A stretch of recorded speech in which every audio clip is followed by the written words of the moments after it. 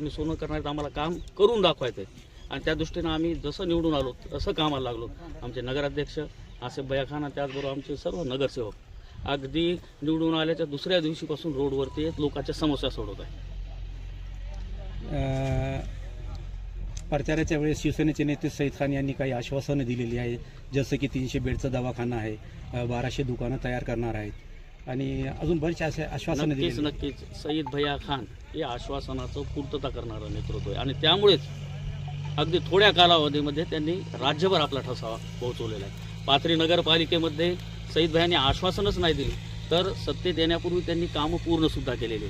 मग 2200 घरकुल असतील, छत्रपती शिवरायांचा पुतळा असेल, 25 कोटी रुपयाचा रोड फंड असेल, त्याचबरोबर साई विकास आराखड्यासाठी 160 कोटी रुपयाचा निधी असेल, ही सर्व कामं केली आणि ही जनतेनं पाहिली आणि त्यानंतर जनतेनं मोठा मॅन्डेट शिवसेनेला दिला. शिवसेनेचे नगराध्यक्ष आणि नगरसेवक निवडून दिले आणि भविष्यातसुद्धा सईद भैया जसं पाथरी आम्ही सईद भैयाच्या नेतृत्वामध्ये एक विकासाचं मॉडेल करणार आहोत.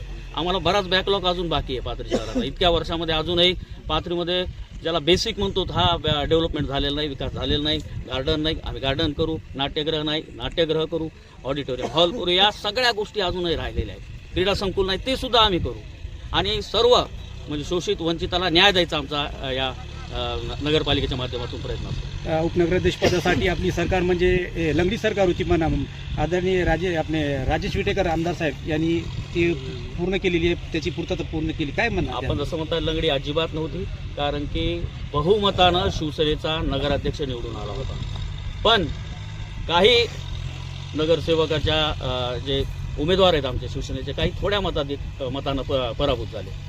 तर शिवसेनेचा नगराध्यक्ष निवडून दिला होता आणि त्यानंतर आमच्या 9 नगरसेवक आले आणि मी या निमित्तानं राजेदादाचे सुद्धा आभार व्यक्त करतो की त्यांनी सुद्धा जनतेचा कॉल पाहून जनतेनं सत्ता परिवर्तन केलं हे लक्षात घेऊन आणि विकासाच्या दृष्टीनं एक स्थिर नगरपालिका असावी या दृष्टीनं आम्हाला त्यांनी मदत केली आणि त्यांच्या मदतीनं आम्ही आता एक बहुमत मिळून एक चांगल्या प्रकारे आम्ही नगरपालिकेच्या माध्यमातून काम करू. 9 नगरसेवक होते, त्याच्यातून आपलीच एक उपनगराध्यक्षपदी निवड करण्यात आलेली नाही. माझी एकट्याची निवड करण्यात आली.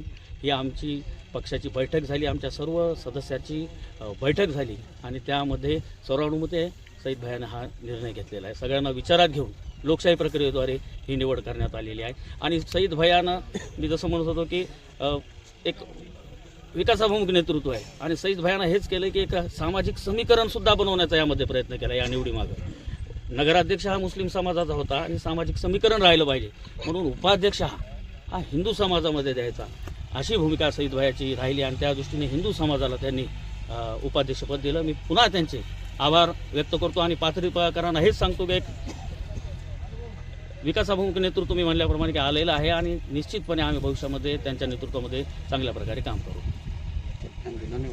एक शेवटचा प्रश्न सर, बोला. मागील म्हणजे विरोधकातर्फे आपल्याला टार्गेट करण्याचा प्रयत्न केला पाडण्यासाठी, तर त्या एवढ्या याच्यातून अटीतटीच्या याच्यामधून आपण सक्सेस होऊन निवडून आला आणि आता उपनगराध्यक्षपदी आपली निवड झाली, तर आपल्याला कसं वाटतं? निवडणुका म्हणलं की विरोध आला, पण हा विरोध जो आहे हा विरोधाला माझ्या मतदारांनी, माझा जो मतदारसंघ होता शिक्षक कॉलनी, त्या मतदारांनी जे आहे ही मला साथ दिलेली आहे. मला पाडण्याचे भरपूर प्रयत्न झाले पण जनता, मी तिथं 10 वर्ष झाले काम केलेलं आहे, सातत्यानं नागरिकांच्या अडचणी सोडवल्यात हे जनतेनं लक्षात ठेवलं आणि त्यामुळे जनतेनं माझ्या पाठीशी राहायचा निर्णय घेतला. मला निवडून नाही दिलं, जनतेनं माझ्या कामाला निवडून दिलं. या निमित्तानं आमच्या मतदारसंघातील सर्व मतदाराचे सुद्धा मी आभार व्यक्त करतो. बरं, या ठिकाणी आता राष्ट्रवादी आणि शिवसेना ही युती आपल्याला म्हणजे पाहायला मिळाली समजा, तर हीच युती पुढं जिल्हा परिषद पंचायत समिती पाहायला मिळेल का अशी आशा करावं का? नाही, याबाबत जे आहे याबाबत वरिष्ठ नेते ग्रामीण भागातला त्यांना जे योग्य वाटेल ते वरिष्ठ पातळीवरचे नेते जे आहेत, ही आमची कोर कमिटी आहे, हे याबाबत निर्णय घेईल. तुर्तास नगरपालिकेमध्ये आम्ही एकत्र आहोत, एकत्र मिळून चांगल्या प्रकारे पाथरी शहराच्या विकासासाठी आम्ही प्रयत्न करू. ओके.